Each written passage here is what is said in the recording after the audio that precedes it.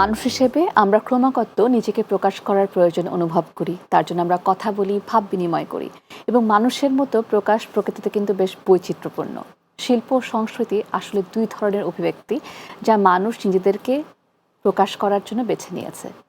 এর দুটি দিক যা প্রায়ই একে অপরকে ওভারল্যাপ করে, কখনো কখনো হাতে হাতে যায়, কখনো অন্য একটিকে বোঝা বেশ কঠিন করে তোলে। শিল্প সংস্কৃতি দ্বারা ব্যাপকভাবে কিন্তু যে কেউ প্রভাবিত হয় এবং সংস্কৃতির উপজাত হিসেবে জন্মগ্রহণ করে। এর কিছু রীতিনীতি, বিশ্বাস এবং মূল্যবোধকেও তা প্রতিফলিত করে। আজ আমরা আলোচনার বিষয় রেখেছি শিল্প ও সংস্কৃতির ইতিবাচক মানসিকতা গঠনের হাতিয়ার। এ প্রসঙ্গে আজকে আমরা কথা বলবো। সবাইকে ওয়েলকাম করছি। প্রমিসেস জানতে চাই বরাবরের মতো সাথে আছি আমি মেহজাবিন বিনতি এবং আমার সাথে আছেন একজন স্বনামধন্য মানুষ, and she is none other than our favourite advocate Shimul Parvin আপু, লেখক এবং বাচিক শিল্পী। আপু আসসালামু আলাইকুম। ওয়ালাইকুম আসসালাম এবং অনেক অনেক শুভেচ্ছা। Thank you. বিনতি সহ সবাইকে থ্যাংক ইউ আপু। কেমন আছেন? ভালো আছি আলহামদুলিল্লাহ। আপনাকে আজকের আয়োজনে স্পেশালি ইনভাইট করার কারণ হচ্ছে, থাকে না যে একজন শিল্প সত্তা বহন করে এরকম একজন মানুষ, তার পাশাপাশি আপনি আপনার ক্যারিয়ারও সংসার সব একসাথে গোছাচ্ছেন। Being a girl, being a women, এখানে বসে আমি যেভাবে ফিল করি, একটা ছেলে কিন্তু কমই ফিল করে যে একটা মেয়েকে এক হাতে কত কিছু সামলাতে হয়।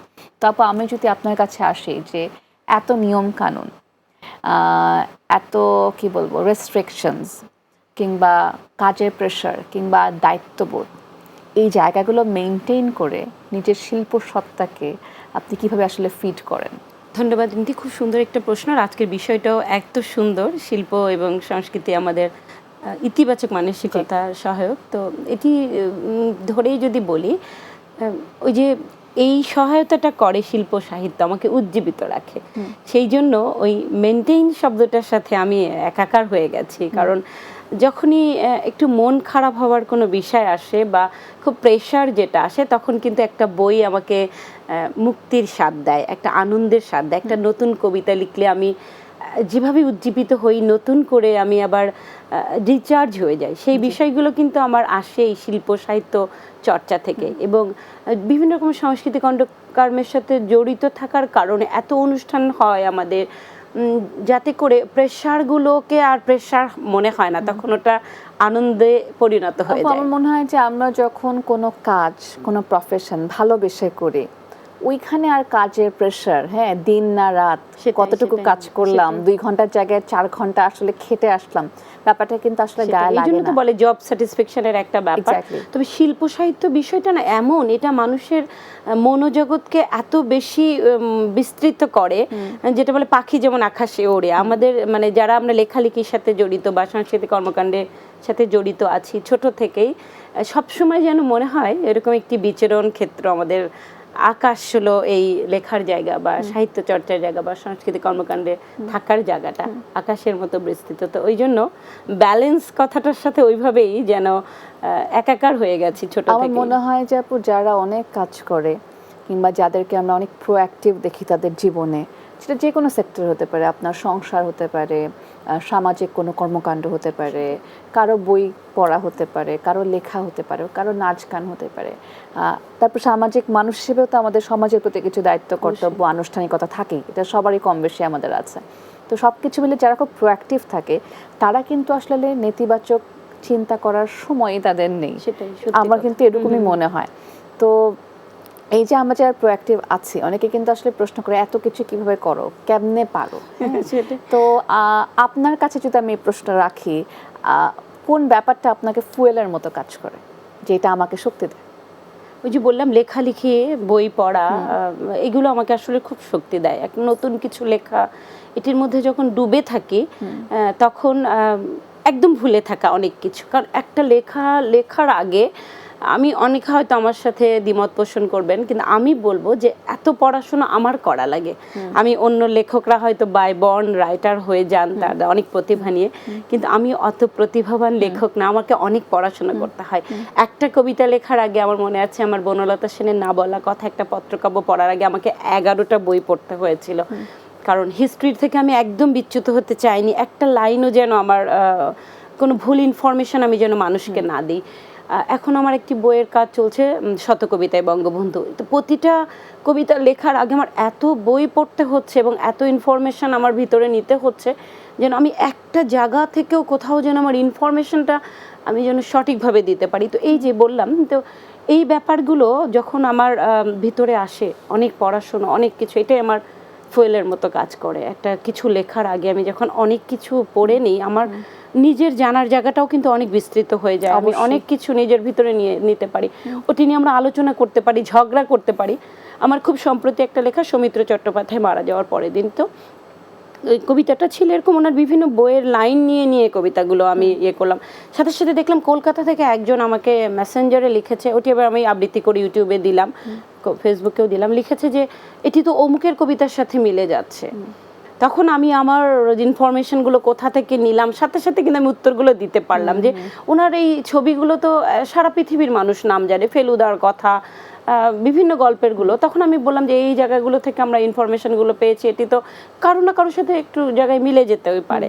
তো সেটাই বললাম, এই ব্যাপারগুলো, পড়াশোনার ব্যাপারটা কিন্তু মানে একজন মানুষকে অনেক বেশি কিছু জানার সুযোগ করে দেয় এবং ফ্রাস্ট্রেশন বা ইতিবাচক মানসিকতার দিকে কিন্তু আগায় এবং ফ্রাস্ট্রেশন অবশ্যই দূর করে আমি মনে করি। ফ্রাস্ট্রেশন থেকে একটু আসি আপু, যে এখনকার জেনারেশনের কথা যদি আলাদা করে বলি, আমরা যেহেতু একদম এক ক্লিকে সব পেয়ে যাওয়া একটা জেনারেশন, আমাদের কিন্তু ধৈর্য সহ্য ক্ষমতা দেখা যাচ্ছে। অনেক সময় সিনিয়ররা বলে, আমরাও হয়তো ছোটদেরকে বলি যে একটু ওয়েট করো, আমরা ওয়েট করতে পারি না বা শিখিনি, ওটাতে আমরা অভ্যস্ত না। বা এক ক্লিকে আসলে বার্গার অর্ডার করে ফেলছি, অনলাইনে জুয়েলারি অর্ডার করে ফেলছি, বাবা মা আমাদের বলার আগে সব প্রয়োজনীয়তা পূরণ করে লাক্সারিয়াস লাইফ দিচ্ছে।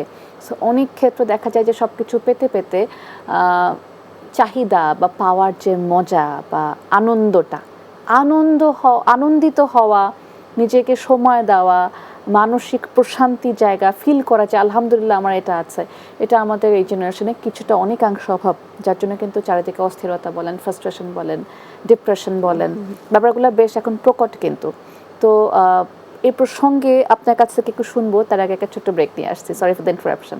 ইউ আর ওয়াচিং প্রমিসেস জানতে চাই, এই মুহূর্তে একটা ছোট্ট ব্রেক নিচ্ছি। ব্রেক থেকে ফিরে আবারও সময় ধরে কথা হবে, শেষ পর্যন্ত সাথেই থাকবেন। Be back soon.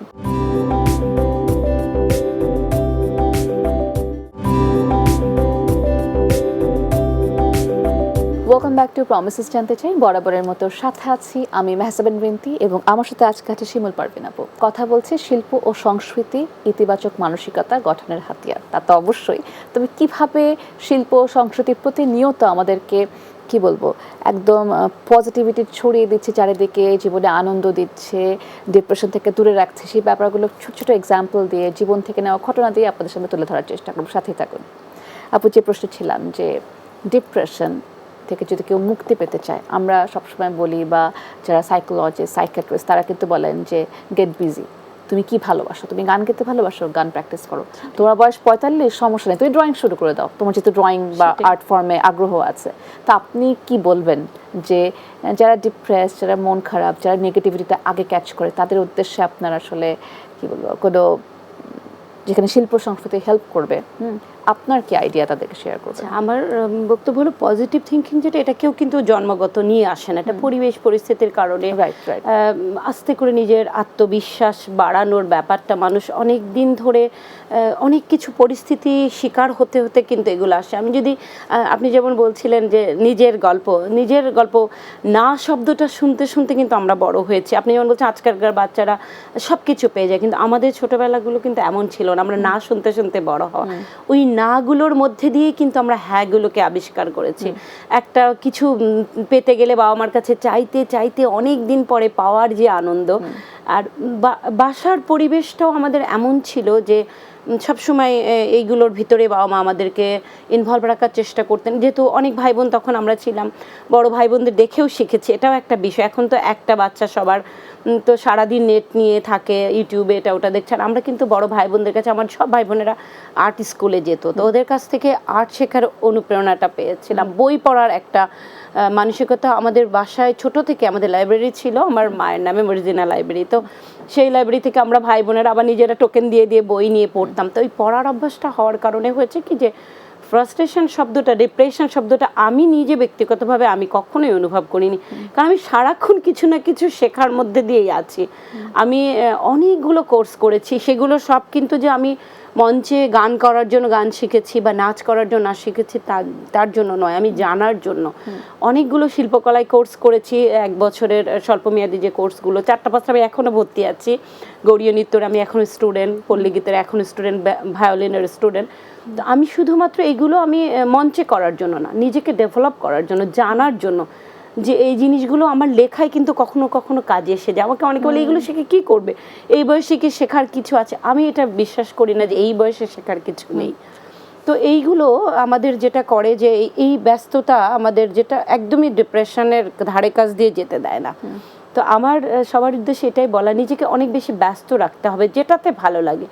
গান ভালো লেগেছিল কখনো এক সময় পারিবারিক কারণে শিখতে পারিনি, কিন্তু এই দিন নয়, আরও দিন আছে, এই দিনকে নেব আমি, সেই দিনের সাথে এটি যদি আমাদের মূল মন্ত্র হয়, তো আজকেই শুরু করি না কেন? আজকের দিনটাই তো আমার জীবনে অনন্য দিন। একটা কথা আছে না আপু, যে বেটার লেট দ্যান নেভার। সেটা কখনোই হবে না, ওটা এই মুহূর্তে হোক। আসলে সেখানে আমার বয়স কত, আমার সার্কামস্ট্যান্সেস, নিজের ভালো থাকাটা খুব জরুরি। তো এটা আসলে আমরা আসলে মনে হয় বাঙালি বা বাংলাদেশি আমাদের যে কালচারটা, আমরা কিন্তু সবসময় প্রত্যেকটা কাজ করার আগে একটু ভেবে বসি যে মানুষ কি বলবে, পাশের বাসার মানুষটাকে কিভাবে নিবে। আমার মনের খোরাক বা অ্যাজ লং অ্যাজ আমি আমার সৃষ্টিকর্তা কিংবা ফ্যামিলির কাছে দায়বদ্ধ, হারাম কিছু করছি না, ইটস অল গুড, এই ফিলিংটা কিন্তু আমাদের বুঝতে বুঝতে আমরা মৃত্যুর সন্ধিক্ষণে চলে আসি। এবং আমার বয়সী কথা আমি এখনই ফিল করি যে আচ্ছা জীবন তো অনেকখানি চলে গেল, আর আরো কত কিছু করা বাকি আছে। তো আমরা সবসময় এই বোধটা কিন্তু খুব জরুরি যে আমার কত কিছু করার বাকি আছে। যখনই একটা মানুষের মধ্যে এই বোধটা জাগ্রত হয় যে আমার অনেক কিছু কাজ বাকি, তখন তার জীবন আর স্যাটিসফ্যাকশন শব্দটি তার জীবন থেকে উড়ে যায়, তখন সে অনেক বেশি কিছু করতে চায়। আর কেউ যদি মনে করে আমি অনেক কিছু করে ফেললাম, আমার আর করার কিছু নেই, তাহলে তার জীবন ওখানে থেমে গেল, থেমে যাবে। এবং ওই তখনই ডিপ্রেশন, যে আমি কি পেলাম, পিছনে তাকাতে ইচ্ছে করবে। এই সম্পর্কে না 1998 সালে পেনসিলভেনিয়ার একজন ডাক্তার, ওনার নাম হচ্ছে ডক্টর মার্টিন, উনি একটা গবেষণা করে দেখেছিলেন যে যাদের মধ্যে এরকম নেগেটিভ আচরণ আসে, তারা যদি শিল্প সাহিত্যে ডুবে থাকে তাহলে তাদের জীবন একদম চেঞ্জ হয়ে যাবে। এটা একটা গবেষণার ফসল, এবং অনেক মানুষের প্রতি উনি গবেষণা করে দেখেছেন। যারা ভায়োলিন বাজায়, যারা গান করে, যারা ছবি আঁকে, যারা নাচ করে, বা যারা অতিরিক্ত পড়াশুনো করে, স্পিচ দেয়, তাদের জীবন একরকম, আর যারা একদম বাসায় থাকে তাদের জীবন একদম আর একরকম। তো এই শিল্প সাহিত্য সংস্কৃতি মানুষকে কিন্তু একটা অন্য জগতে বিচরণ করার সাহস যোগায়, শক্তি যোগায়, যেখান থেকে মানুষ পজিটিভ থিঙ্কিং এর দিকেই আগায়। এবং এটা এক্স্যাক্টলি আজকে আমাদের টপিক, কিন্তু যে শিল্প সংস্কৃতি ইতিবাচক মানসিকতা গঠনের হাতিয়ার, যেই রিসার্চার করে রেজাল্ট দিয়ে দিয়েছেন, এগুলো আমরা শুনছি, জানছি, কিন্তু when it comes to practicing আমরা কিন্তু এখান থেকে আবার দূরে আছি। আমরা কিন্তু সবই জানি, আপনি কাউকে জিজ্ঞেস করলে সে বলবে না বা মানবে না, এরকম হবে না, কিন্তু করার সময় আমরা বসে বসে ডিপ্রেসড হচ্ছি।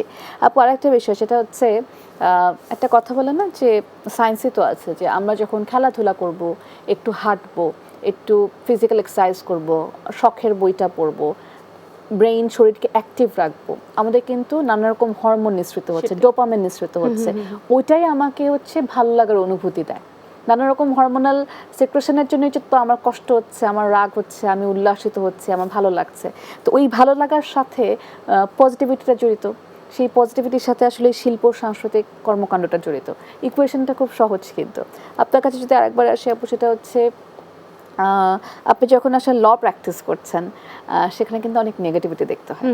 সেখানে নেগেটিভিটি নিয়েই মানুষ আপনাদের কাছে আসে যে এটা কোনো একটা সমাধান, সুরাহা বা একটা অঘটন ঘটে গেছে, সেটা তো আর কোনোভাবে ব্যাক করা সম্ভব না, রিকভার করা সম্ভব না, তো তারা একটা সেটা সুরাহা চায়। তো এই যখন এত নেগেটিভিটি অফিস আদালতে হ্যান্ডেল করছেন, খুন খারাপি, চোর ডাকাতি, জমিন জমা নিয়ে গ্যাঞ্জাম, ডিভোর্স, এত অশান্তি যখন দেখছেন, কি মনটা নিয়ে বাসায় ফিরছেন সেটা একটু শুনবো। মনটা নিয়ে এরকম, আমি সবসময় ভাবি যে জীবন আমাকে একটা লেবু দিয়েছে, আর আমি এই লেবু থেকে অর্গানিক শরবত বের করে নেব, এটি হচ্ছে আমার চালিকা শক্তি, এটি একটি প্রবাদ। তো এগুলো তো জীবনের পাঠ, আপনি প্রতিদিন তো আর একরকম যাবে না, কখনো মেঘলা থাকবে আকাশ, কখনো ঝলমলে সূর্য উঠবে, তো সেটি তো সহজভাবে নিতে হবে। জীবনে চলার পথে কখনো কখনো হোঁচট এটা খাবই, তো এই নেগেটিভ ব্যাপারগুলোকে ওইভাবে যদি আমরা ভাবি যে প্রফেশনের পার্ট, এটা থাকবেই। কখনো সিনিয়রের বকা খাবো তো সেই বলে ফ্রাস্ট্রেশনে ডুবে যে ডিপ্রেশন, আর কালকে থেকে চেম্বারে যাব না, সেটা তো হবে না। তো জীবনও, আমাদের দাম্পত্য জীবনও হাজবেন্ডের সাথে গ্যাঞ্জাম হবে, ঝগড়া হবে, পরের দিনই আবার মনে হবে যে না এটা লাইফের পার্ট। বাচ্চাদের সাথেও এরকম, বা বাচ্চার একটা নেগেটিভ কিছু, তার রেজাল্ট খারাপ হলো, তো একটা অসুস্থতা হলো, তো এগুলো তো চলমান জীবনের একটা ছবি। সেই ছবিটা কখনো অন্ধকার হবে, কখনো আলোকময় হবে। তো সেখান থেকে তো আমাদের ওই বললাম যে লেবু চিপে অর্গানিক শরবতটা বের করে নিয়ে আসতে হবে। সেই মানসিকতা যদি আমাদের না থাকে, তাহলে তো আমরা জীবনে আসলে কোনো দিনকেই উপভোগ করতে পারবো না। আমাদের নেগেটিভ জিনিসটাকে উপভোগ করতে জানতে হবে। সবসময় আমরা হিমালয়ের চূড়ায় যে সৌন্দর্য দেখবো না, মাঝে মধ্যে ঘাসের শিশির থেকেও সৌন্দর্য নিতে শিখতে হবে। আমরা মাঝে মধ্যে বলি না বউ এইটা ভেঙেছে, ওইটা করেছে, ওর কাছ থেকে কিন্তু আমাদের শেখার আছে ওই নেগেটিভ জিনিসগুলোর মধ্যে, যে আমি ওখানে থাকলে কি করতাম। তো এই যে এই বিষয়গুলো থেকে আমাদেরকে বের হয়ে আসতে হবে, নিজেকে কিন্তু নিজের শক্তি, নিজের আত্মবিশ্বাস জাগ্রত করতে হবে। কারণ পৃথিবীটা নেগেটিভ জিনিসে ভরা থাকবে, আমি সেখান থেকে সুন্দরটা গ্রহণ করব আমার মতন করে, আমার ভালো থাকার জন্য। মানে ওই যে প্রবাদ বাক্যটার কথা আপনি বললেন যে when life throws you a lemon, হ্যাঁ, make it lemonade, যে আমি যাই হবে খালি পজিটিভিটি দেখবো এবং পার্ট অফ লাইফ হিসেবে আসলে সময়টা পার করে নিব দাঁতে দাঁত কামড় দিয়ে, এরপর আবার কিন্তু মানে we get back to our normal life. আপু আরেকটা ব্যাপারে যদি আসি, সেটা হচ্ছে এই যে পজিটিভিটি তো আসলে আমরা যে বললেন যে পারিপার্শ্বিকতা থেকে শিখে ফেলি। পজিটিভিটি নিয়ে একটু গল্প করব, সময় ধরেই কথা বলি, বিকজ আমাদের সবার পজিটিভ হওয়া দরকার। আমরা খুব নেগেটিভ মাইন্ড নিয়েই কেন জানি বসে থাকি। একটা ব্রেক নিয়ে আসছি, তারপর এসে কথা বলছি। একদম মন পজিটিভ রেখে একটা ছোট্ট ব্রেক নিচ্ছি, কারণ অনেক লম্বা ব্রেক আসলে হবে না, ব্রেকটা হবে একদম এতটুকু। ফিরছি এখনই, সাথে থাকুন।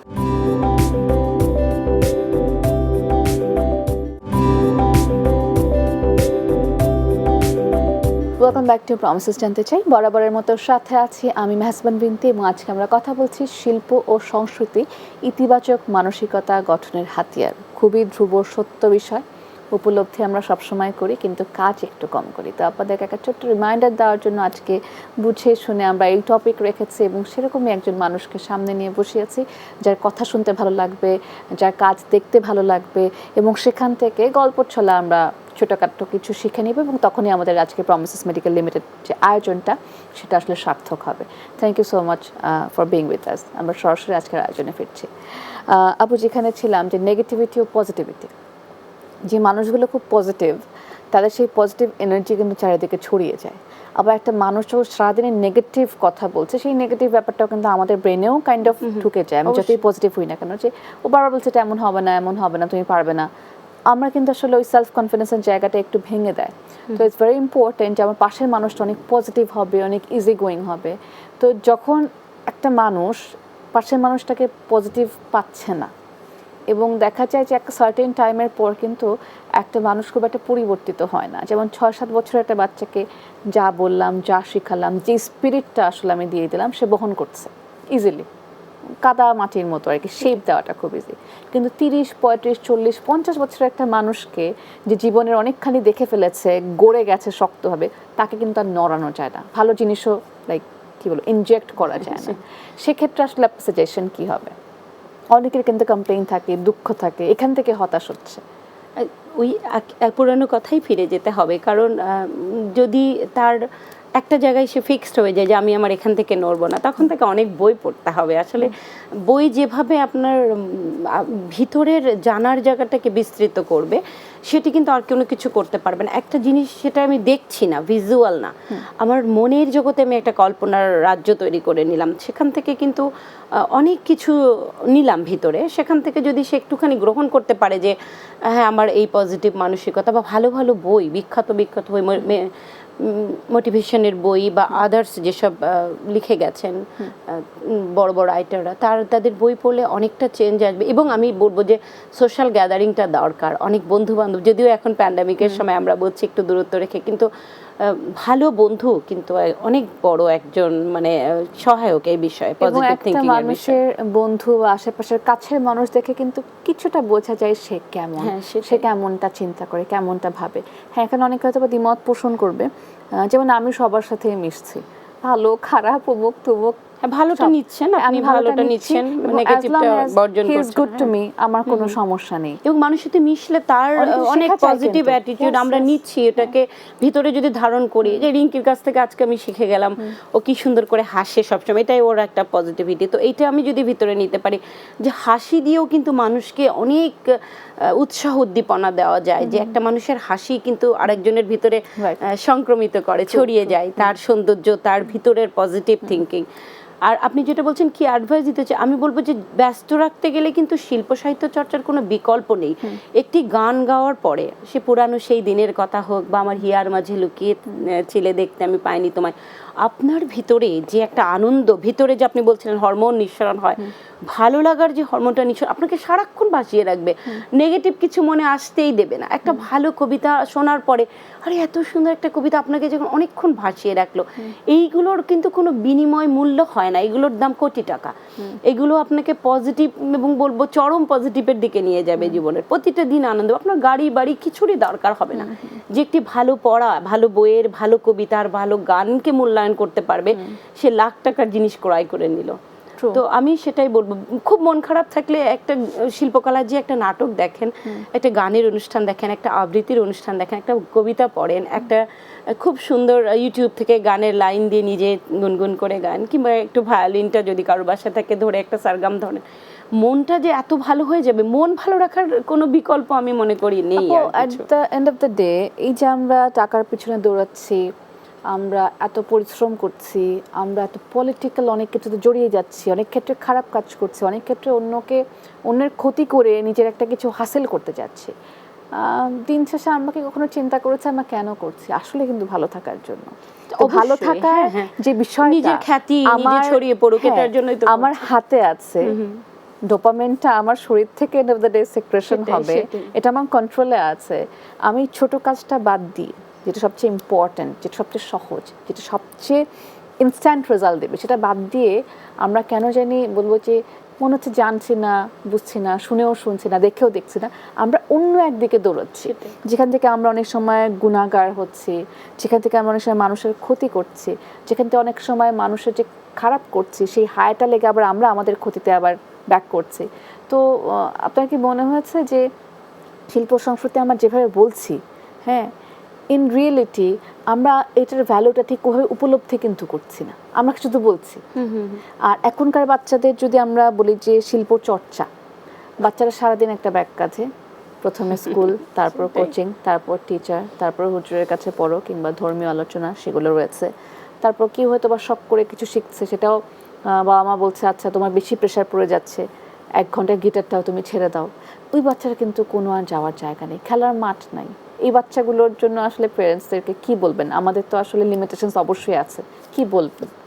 বাসা থেকে আগে তো শিক্ষাটা দিতে হবে। ধর্মীয় বই পড়লে কিন্তু খুব মন ভালো হয়, কারণ ছোটবেলা থেকে না একটা ভিতরে পাপবোধ জাগে যে এই কাজটা আমার অন্যায়, এই কাজটা আমার ন্যায়। এটি কিন্তু মানে বাচ্চাদেরকে ছোট থেকেই যদি বাবা মা শিক্ষা দিতে পারে, চুরি করবে না, কাউকে নকল করে লিখবে না, তাহলে তুমি নাম্বার কম পাবে, পরে তোমার পরের বছর রেজাল্ট, এরকম করে তাদের মধ্যে ধর্মীয় শিক্ষাটা কিন্তু খুব জরুরি দেওয়া ছোটবেলা থেকে আমি মনে করি।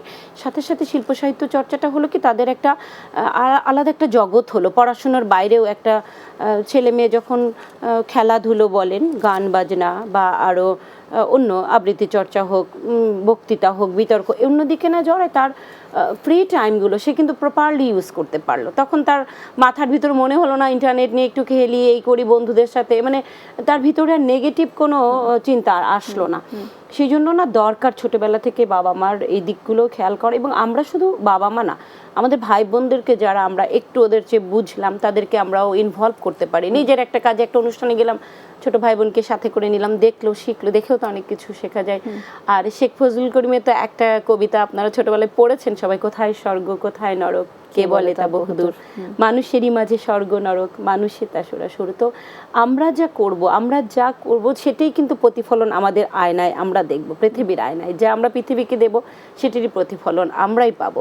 তো ছোট থেকে বাচ্চাদের এই সব শিল্প সাহিত্য সংস্কৃতি কর্মকাণ্ডের সাথে জড়ানো, ধর্মীয় শিক্ষায় শিক্ষিত করা আমাদের প্রত্যেকেরই দায়িত্ব। তাহলে আমাদের পজিটিভ মানসিকতা গড়ে উঠবে। কেউ আমরা চিন্তাই করব না, মাদক দ্রব্য নেওয়ার কথা তো চিন্তাই করতে পারবো না, এটিও আমাদের প্রথম জীবনে বাবা মা শিখিয়ে যদি দেয় যে মাদক নেওয়া কত আমাদের জন্য গ্রহিত কাজ, আমাদের সমাজ আমাদের বর্জন করে, পরিবার আমাদের বর্জন করে, আমরা অন্য একটা জগতের বাসিন্দা হয়ে যাই। এই ভিতরে এই কনসেপ্টগুলো যদি ছোটোবেলা থেকে আমরা দিয়ে দিতে পারি আমাদের বাচ্চাদের এবং আমাদের নিজেদের কাছের মানুষদের, তাহলে আমার মনে হয় সবসময় তার পজিটিভ থিঙ্কিং তার সাথেই থাকবে। বাহ, চমৎকার বলেছেন। এবং থাকে না যে সবকিছু একটা সারমর্ম, আপনি সুন্দর করে এক লাইনে বলে দিয়েছেন। আপু এই মুহূর্তে আরেকটা ব্রেক নিচ্ছি। ব্রেক নিতে একদমই ভালো লাগে না, কিন্তু এই মুহূর্তে একটা ব্রেক নিতে হচ্ছে, তারপরেও ফিরে আসছি প্রমিসেস জানতে চাই। সাথেই থাকুন একদম শেষ পর্যন্ত।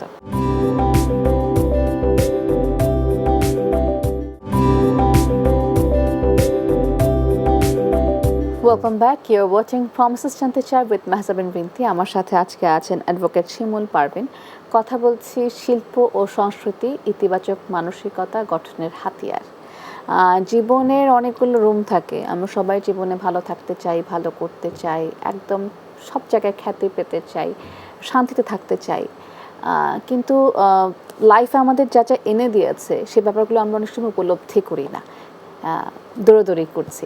তো আপুর কাছে যদি আবারও একটু বলি যে মানুষের জীবনটা কিন্তু আপু আসলে ছোটই, দেখতে দেখতে মনে হলো সেদিন স্কুলে পড়তাম, এখন সেটাই বিয়ে শাদী হয়ে গেল। মানে এরকম খুব চোখের পলকে 10 বছর করে করে নাই হয়ে যাচ্ছে। সবার ক্ষেত্রে এই ব্যাপারটা প্রযোজ্য, টাইম ফ্লাইজ। তো সেক্ষেত্রে যারা অনেক সময় দেখে যে 35, 40, 50 বছর, 60 বছর, অনেকে মনে করে আমার জীবন শেষ, এখন আর কি করব, এখন আর করে কি হবে, এখন আর শিখে কি হবে, দেখে কি হবে, কি আমরা শুরু করতে চাই না, ভয় পাই। এই মানুষগুলোকে কি বলবেন?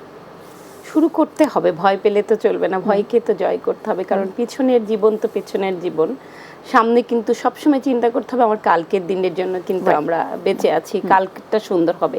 কালটা সুন্দর করতে গেলে কিন্তু আমার আজকেটা সুন্দর করতে হবে। এই যে রিঙ্কির সাথে এখন কথোপকথন, এই সুন্দর সময়টাকে প্রলম্বিত করে আমার ভাবতে হবে আমার কালকের দিনটাও এরকম কিছু আমার অর্জন করতে হবে। সেই অর্জনের জন্য কিন্তু আমার বসে শুধু রিঙ্কির কথা চিন্তা করলে হবে না, আমার এমন কিছু করতে হবে যে রিঙ্কির কাছ থেকে যে ভালো জিনিসটা নিলাম ওর হাসির মতোই আমাকে ছড়িয়ে দিতে হবে আমার ভিতরের মেধাটাকে। এবং সেটি করতে গেলে তো আপনাকে কিছু না কিছু করতে হবে। আর বয়স না একটা সংখ্যা মাত্র। আমি কখনো বয়স নিয়ে কখনো কোনো বিতর্কেও যাই না, বয়স নিয়ে কথা বলি না, কারণ আমার কাছে বয়সটাকে আমি আমার হাতের মুঠোয় ধারণ করতে চাই। এটা একদম আমার নিজের কাছে আমি মনে করি আমি সব বয়সে সব কাজ করতে পারবো যদি আমার শরীর পারমিট করে। এর বাইরে কিন্তু আমি মনে করি না আমার এটার বয়স হয়ে গেছে। আপনাকে বললাম আমি গৌরীয় নৃত্যর ক্লাসে যাই, এই গল্পটা একটু বলার দরকার। আমার বয়সী সত্যি কোনো স্টুডেন্ট, ইভেন আমার টিচারও আমার চেয়ে জুনিয়র। টিচার আমাকে মাঝে মধ্যে বলেন যে ম্যাডাম আপনাকে দেখে কিন্তু আমি অনুপ্রাণিত হই, কারণ আমার ক্লাসে আপনার মতো একজন সিনিয়র স্টুডেন্ট আসে। এই নাচটা আমি শিখছি কিন্তু মঞ্চে পারফর্ম করার জন্য না। ছোটো থেকে আমি নাচ করতাম, কিন্তু আমি বেসিকটা ওভাবে শিখে উঠতে পারিনি মফস্বলে বড় হওয়ার কারণে। ঠিক জানি না, আমি নিজের মতো করেছি টিভি দেখে বা কোনো শিল্পকলার ছোটোখাটো কোর্স করে। কিন্তু গৌরীয় নৃত্য জিনিসটা কি, এই বেসিকটা জানার জন্য আমি ওখানে যাই। আমি কখনো ওই নাচ হয়তো মঞ্চে কখনো করবো না, কিন্তু ওই যে বললাম শেখার আমার জানার যে আগ্রহ, এটি কিন্তু আমাকে উজ্জীবিত করে। ক্লাসে দেখি ছোট ছোট বাচ্চারা কি সুন্দর করে করছে, ওদের কাছ থেকে আমি শিখি। ম্যাডাম আমার চেয়ে অনেক অল্প বয়স, বললাম তার কাছ থেকে আমি শিখি যে ওর যে উৎসাহ উদ্দীপনা, ওর যে ব্যাকরণগুলো এর ভিতরে নিচ্ছি, কারণ আমি সমৃদ্ধ হতে চাই। আমি মঞ্চে নাচ করব তা নয়, আমার একটা লেখার মধ্যে গৌরীয় নৃত্যর একটা বিশ্বাস, আমি তো সেটা লিখতে পারতাম না ওটা না জানলে। তো কোনো দিনই কিন্তু শেষ দিন না, আজকে থেকে এই মুহূর্ত থেকে আমরা শুরু করতে পারি। প্রতিটি দিনই জীবনে আনন্দের। বুদ্ধদেব গুহর একটা লাইন আছে যে মোড়ক খোলা আইসক্রিমের মতো এসো চেটে পুটে প্রতিটা মুহূর্তকে আমরা খেয়ে ফেলি। তো সেরকম প্রতিটা মুহূর্তই কিন্তু জীবনের সুন্দর, সেটা আমাদের বুঝতে হবে এবং নিজের ভিতরে ধারণ করতে হবে যে কোনো জিনিস কিছুই খেলনা নয়, ফেলনা নয়, জীবনের সব কিছুই আনন্দময় এবং প্রয়োজনীয়। শিমুল আপু আসলে এত সুন্দর এক্সাম্পল দিয়ে, কোটেশন দিয়ে, তার গৌরীয় নাচ শেখার সেই ছোট্ট একটা গল্প শেয়ার করে আমার মনে হয় যে আজকে আমাদের এই মুহূর্তে যারা আমাদেরকে ফেসবুকে দেখছেন, ইউটিউবে দেখছেন, কিংবা বাংলা টিভির পর্দায় দেখছেন, আমাদের জন্য ব্যাপারটা খুব ইন্সপায়ারিং আসলে, যে এরকমও মানুষ এখনও ভাবছে সুন্দর করে তার জীবনটা। ওই যে বললেন যে আমি কখনো পারফর্ম করব না, কিন্তু আমি নিজেকে সমৃদ্ধ করতে চাই, এই নিয়াতটা থাকলে সেই মানুষ কিন্তু কখনো ঠেকবে না। আপনার হাজব্যান্ড আপনাকে পারমিট করতে হচ্ছে, কিংবা তার ওটা খুব সুন্দরভাবে হাসি মুখে মেনে নিতে হচ্ছে, আপনার বেবির হয়তো বা কোচিং টাইমে আপনার টাইমটা হয়তো বা গাড়ি শেয়ার করতে হচ্ছে, অনেক একটা ফ্যামিলি সাপোর্ট কিন্তু এন্ড অফ দ্য ডে প্রত্যেকটা কাজে আসে। দরকার পড়ে। তো সেক্ষেত্রে আপনার ফ্যামিলি সাপোর্ট কিংবা অন্যদের জন্য ফ্যামিলি সাপোর্ট কতটা জরুরি, ফ্যামিলি নিয়ে কি বলবো? অবশ্যই ফ্যামিলি সাপোর্ট ছাড়া কিছুই করা সম্ভব না। অনেকে খুব স্ট্রাগল করে এগুলো, কিন্তু এন্ড অফ দ্য ডে কি হয়, ওই মন কষাকষি, বাসায় আসলাম আমার বাচ্চার ক্লাস ছিল তুমি কেন নাচের ক্লাসে গেলে, এই যে ঝগড়াঝাটির বিষয়গুলো তো সেই নেগেটিভ অ্যাটিটিউডের মধ্যেই পড়ে গেল। তো আমার ক্ষেত্রে ওটা খুব একটা সমস্যা ফ্যামিলি থেকে কখনোই হয়নি, কারণ আমার বিয়ের পরের জীবনটা আর আগের জীবনটার মধ্যে আমি ওইভাবে কোনো পার্থক্য অনুভব করিনি। আমার শ্বশুরবাড়ির লোকজন সবাই প্রচণ্ড এই পজিটিভ মাইন্ডের, সুতরাং এইসব নিয়ে আমার কখনো কোনো সমস্যা হয়নি। যেটা সমস্যা হলে সময়টা নিয়ে, আচ্ছা, সময়টা ব্যালেন্স করতে গিয়ে আমার, কারণ আমার বাচ্চার স্কুল ছুটির সময় আমার গাড়ি, যেটা আপনি বলছিলেন, সেটা নিয়ে একটু সমস্যা। সেক্ষেত্রে আমি স্যাক্রিফাইস করেছি গাড়ি বাচ্চার জন্য, সারাদিনের জন্য বরাদ্দ, আমি রিক্সায় গেছি, গাড়িতে চড়তেই হবে, গাড়ি ছাড়া আমি চলতে পারবো না, এই মানসিকতা আমার কখনোই নেই। আমি সবসময় মনে করি কি, যেখানে যেমন অবস্থা, আমার মা ছোটবেলায় একটা কথা আমার মাথার মধ্যে একদম গেঁথে দিয়েছিলেন যে তুমি তখনই সত্যিকার স্মার্ট হবে যখন তুমি সব পরিবেশে মানিয়ে নিতে পারবে। তো আমি সেই যে মাথার মধ্যে ঢুকিয়ে নিয়েছি যে আমাকে স্মার্ট হতে হলে শুধু সুন্দর কাপড় আর খুব সুন্দর মেকআপ করলেই চলবে না, আমাকে অন্তরে বাহিরে স্মার্ট হতে হবে, আলুর মতো হতে হবে, সব তরকারিতে যেন আমি সমানভাবে সুস্বাদু হতে পারি। আমার সত্যি বলবো আমার জীবনের একটা আদর্শ হলো ওটাই। আমি কোনো পরিবেশে যে কখনো ঠেকিনি, কারণ আমি জয়েন্ট ফ্যামিলিতে থাকি, আমি জানি এখানে আলোর মতোই থাকতে হয়, তাহলে টিকে থাকবো, তাহলে সুন্দর থাকবো, নিজে ভালো থাকবো, অন্যকে ভালো রাখবো। বা সো মাচ পজিটিভিটি, হ্যাঁ, and that's like a true spirit. আবার একটা বিষয় যদি আমি জানতে চাই, সেটা হচ্ছে আমাদের রীতিনীতি, বিশ্বাস, মূল্যবোধ সবার কিন্তু আসলে সমান না, তাই না? কারো একটা জিনিস দেখে অনেক খারাপ লাগছে, কারো গায়ে লাগছে না। কেউ মনে করছে এখনই যে মাস্ক পরাটা খুবই ইম্পর্টেন্ট, কেউ বলছে আরে মাস্ক পরলে না পরলে সমস্যা কি, বাসায় বাবা মা থাকবে। তো এই যে আমরা একই মেসেজটা শুনছি, দেখছি, বুঝছি, কিন্তু রিয়েলাইজেশন আর পারফরমেন্সের সময় কিন্তু মূল্যবোধ, রীতিনীতি, আচার ব্যবহারে আমাদের সবার অনেক পার্থক্য, এবং এটা কিন্তু ফ্যামিলি থেকে আসে। তো এখনকার বাচ্চা কাচ্চারা কিন্তু দেখা যাচ্ছে যে যেহেতু আমরা মেয়েরা ছেলেদের থেকেও বেশি কাজ করছি আসলে বাইরে, তো সেক্ষেত্রে তারা কিন্তু মায়ের সময়টা কিছুটা কম পাচ্ছে, কিংবা আমরা তো অন্যভাবে অভাব পূরণ করছি কিংবা ব্যালেন্স করে করে চলছি। তো সেখানে এখনকার যে নতুন মা হবেন, তারা কিভাবে তাদের সন্তানদের শিল্প সত্তা আরও সমৃদ্ধ করার জন্য কি করণীয় এবং সময় দেওয়ার ব্যাপারে জানবো। একটা ব্রেক নিয়ে আসছি। ইউর ওয়াচিং প্রমিসেস জানতে চাই, একটা প্রশ্ন রেখে গেছিলাম, ব্রেক থেকে ফিরে ইনশাল্লাহ উত্তরটা নেব, সাথে থাকুন।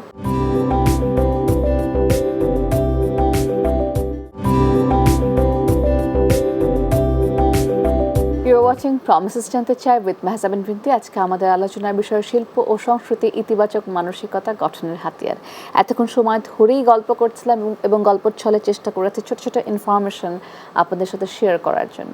আজ আমার সাথে আছে শিমুল পারভিন আপু। ব্রেকে যাওয়ার আগে একটা প্রশ্ন করে রেখে গেছিলাম যে নতুন যারা মা হচ্ছেন তাদের দায়িত্ব আগেকার দিনের থেকে অনেক অনেক বেশি, এত কিছু ব্যালেন্স করা খুবই কঠিন, কি সাজেশন দিবেন?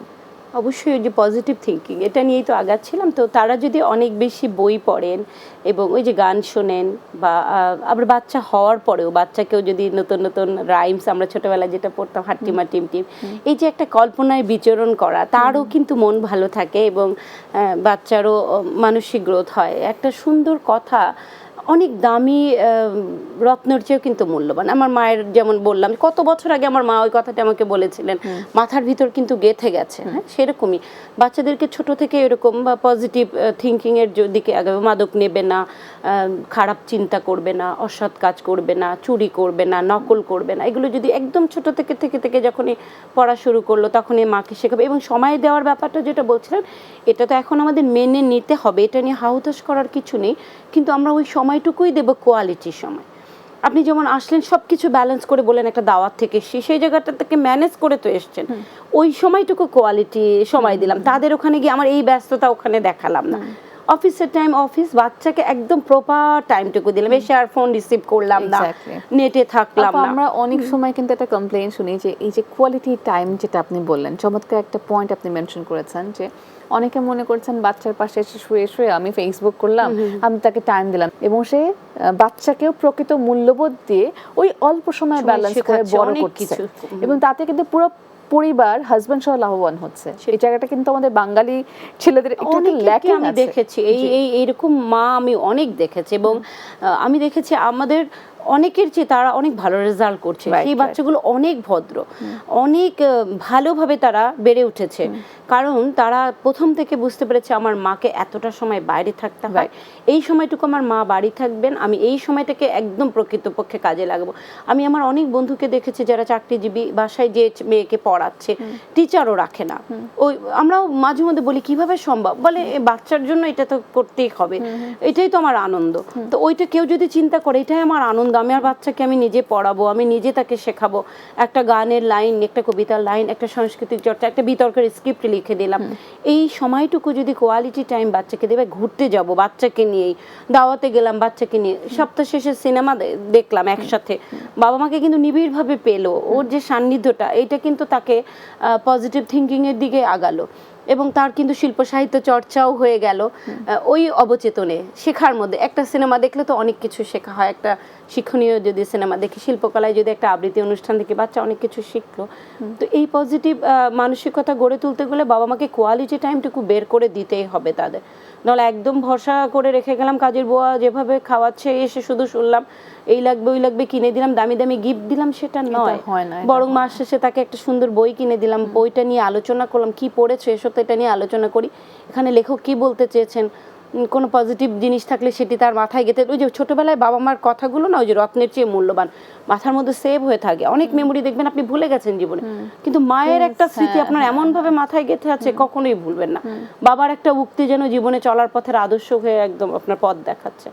ওই যে কখন কোনো মানুষ একটা কথা বলেছে, একটা পজিটিভ কথা, ওটাই হয়তো আমার মাথায় বা জীবনের পাথেয় হয়ে আছে, যে আমি ওইটাই ফলো করছি। আপনি যে বললেন যে আমার সব জায়গায় মানিয়ে নিতে হবে, তাইলেই আমি স্মার্ট, শুধু আইল্যাশ পরলাম, লেন্স পরলাম, সুন্দর জামা পরলাম, হ্যাঁ টিভিতে আমাকে সুন্দর লাগলো, এটা আসলে স্মার্টনেসের অংশ না। রাদার আমি যখন বাজারে যাচ্ছি সেখানে আমি প্রপারলি বাজার করে না ঠকে ভদ্র ব্যবহার দিয়ে বাসায় ফিরবো, ইতিবাচক মানসিকতার হাতিয়ার হিসেবে কাজ করে।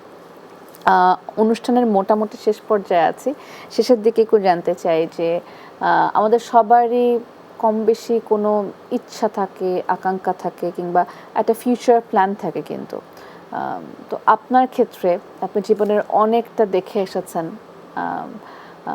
ভালো করছেন, ভালো আছেন, মানুষকে ইন্সপায়ার করার চেষ্টা করছেন আপনার কাজ দিয়ে, আপনার জায়গা থেকে, সেক্ষেত্রে থাকে না যে আরও বাকিটা অংশ, হ্যাঁ আপনি কিভাবে নিজেকে গুছোতে চান, এবং আপনি যদি প্রতিনিয়ত শিখছেন, আর কি কি শেখার বাকি আছে মনে করছেন? আমার তো মনে হয় সারা পৃথিবীর সব কিছুই আমার শেখার বাকি। আচ্ছা, আমার তৃষ্ণা আসলে এত বেশি, আমি প্রতিদিনই নিজেকে নতুন করে দেখতে চাই।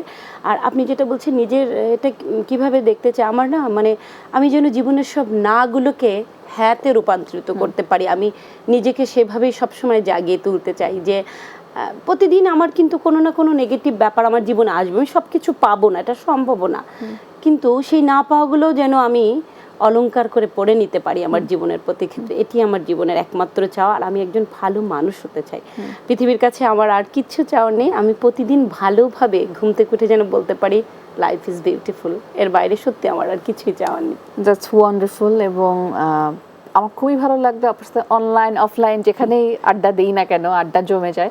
আপু, thank you so much for coming. আজকে আমাদের আয়োজনের সময় আসলে এতটুকুই বরাদ্দ ছিল। থ্যাংক ইউ, অনেক ধন্যবাদ, আমারও খুব ভালো লাগলো। ভালো থাকবেন, শুভেচ্ছা। আজকে আমরা কথা বলছিলাম শিল্প ও সংস্কৃতি নিয়ে। আসলে ইতিবাচক ও নেতিবাচক মানসিকতা যেটা, আমার মনে হয় যে এটা আমরা কোনটা চুজ করব, আমরা কোনটা রাখবো, আমরা কোনটা ব্যবহার করব, আমরা কোনটা চারিদিকে ছড়িয়ে দিব, এটা আমার উপরে ডিপেন্ড করে। এটা আমাকে কেউ এসে গুলিয়ে শিখিয়ে আসলে ইনজেক্ট করে দিতে পারবে না। তো আমি যখন ইতিবাচক মানসিকতার অধিকারী হব, এটার প্রভাব, এটার যে পজিটিভ স্পিরিট, এটার যে একটা আনন্দ, এটা আমাকে নিজেকেই ভাসিয়ে রাখবে, এটাতে আমি উপকৃত হব। তো প্রকৃতপক্ষে যারা স্মার্ট মানুষ, যারা বিচক্ষণ, যারা স্বশিক্ষিত, তারা কিন্তু আসলে নেগেটিভ চিন্তা করে না। এবং সেই মানুষগুলোই শিল্প সংস্কৃতি অনেক বিশাল একটা ব্যাপার, অনেক ভাস্ট একটা সাবজেক্ট, সেখানে এতগুলো রুম আছে, এতগুলো অলংকারের জায়গা আছে। আমরা যদি আজকে সারাদিন ধরেও এই ব্যাপারগুলো আলোচনা করি, আমরা শুধু নামই বলতে পারবো না, এগুলোর ভিতরে তো ঢোকা আসলে অসম্ভব। তো শিল্প সংস্কৃতির যে বিষয়গুলো আমাকে আসলে উদ্বেলিত করে, আনন্দিত করে, এগুলো আমরা আঁকড়ে ধরে রাখবো, ভালো থাকবো, এবং দিন শেষে নিজে ভালো থাকবো, অন্য মানুষকে ভালো রাখবো। আজকের মতো ম্যাসবিন এখানে বিদায় নিচ্ছি। সবাই ভালো থাকবেন, স্টে সেফ, আল্লাহ হাফেজ।